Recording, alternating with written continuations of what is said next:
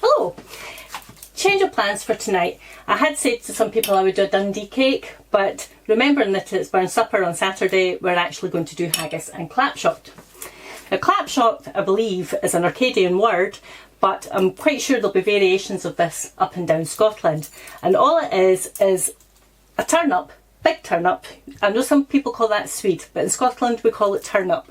So nice big one, and potatoes. Now you're wanting equal quantities of turnip and potato. You can cook them separately if you like, but you know, bearing in mind we keep costs down, electricity and everything, I'll just put them both in the one pot. Now I'm holding these for a reason. I'm holding them to just show you that the potato slices are kept much bigger than the turnip slices. Turnip takes longer to cook. I believe clapshot was first mentioned in 1929 in Marian McNeill's The Scots Kitchen book. It's a lady that grew up in Holm Orkney, so it's a great wee book. If you can manage to get your hands on a copy of it, I would completely recommend it because it's got some really old-fashioned traditional Scottish dishes in it. So I'm going to just let that come to the boil. Salted water. Make sure you cover it so as your potatoes and that don't go brown. But whilst that's just coming to the boil, I'll just tell you a wee bit about the haggis. Now if you want, and you're brave enough, you can make your own haggis. You will find a recipe in the Orkney News Scot for haggis. Taylor had put it up a while back, so if you want to have a bash at making your own haggis, feel free. We're having this one tonight. Now I'm making a big amount of food because what I've got left over I'm hoping that I'll be able to turn into tatties. And I was just looking at that and thinking, goodness, I should be breaking into poem. Fair fire on his sonsy face, great chieftain o' the pudding race. But I think we'll leave it at that. Leave it to the experts. Now, always go with what you can afford. Butchers will do haggis, there'll be ones up and down Scotland that have won awards for their haggis, but just what you can afford. And if you don't have an awful lot of money, this one you'll pick up for just about £1.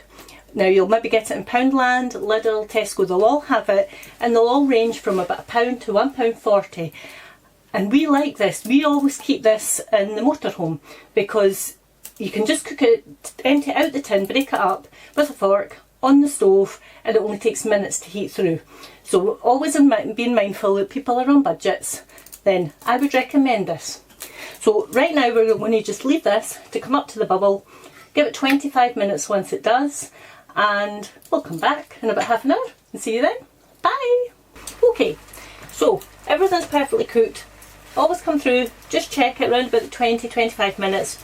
Put a skewer through both the potato and the turnip, and as long as your knife or whatever goes through, no problem, you know it's cooked.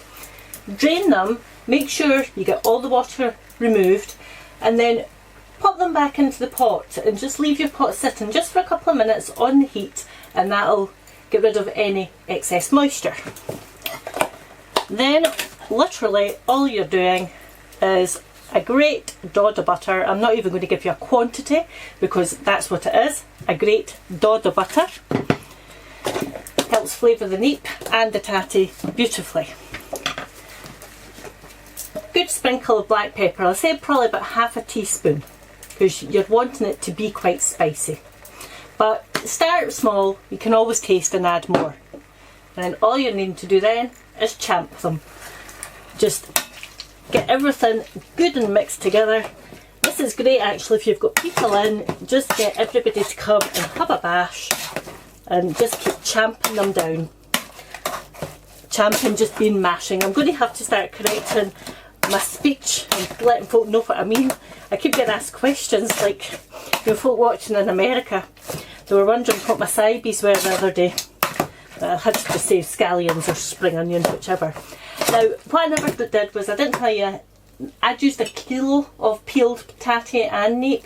750 grams of each probably would be enough for a meal for 4, but you'll know your family, and like I say, if you've bought in a big enough haggis anyway, it'll not make any difference because you can turn it into patties the next night. Now you're wanting this to be just about as smooth as you can. See this? I picked this up for 50 pence in one of the charity shops, and if ever you see them, grab it because it is the easiest masher to use because you can really get champing down deep with them. So I'll just pop a little onto a plate. Oh, come back out of there.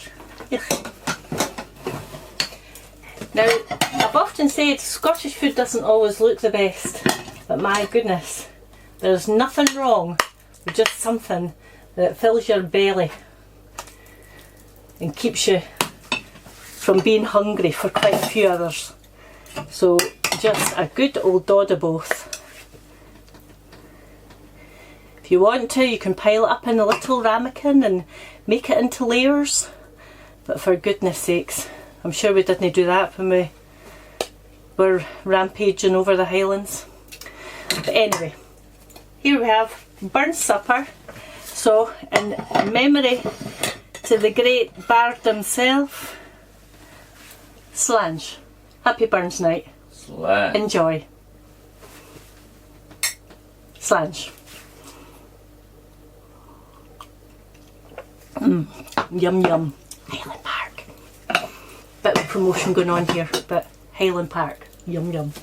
Anyway, anything that you need to know, get in touch. You'll find the recipe on orkneynews.scot. YouTube channel. Like what you see, give us a follow, leave a wee comment, and thank you for watching.